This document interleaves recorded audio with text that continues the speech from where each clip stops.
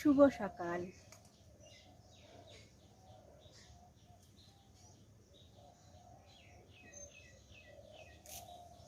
আমি এখন চলে এসেছি নিম পাতা নিতে। আজ নিম পাতা ভাজি করব বেগুন দিয়ে। বেগুনটা অলরেডি আমি ছোট ছোট করে কেটে এসেছি।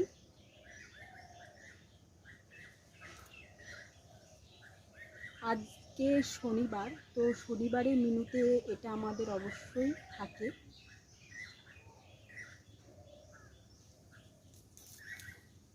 আমরা সবাই জানি যে এটা শরীরের পক্ষে ভীষণই উপকারিতা।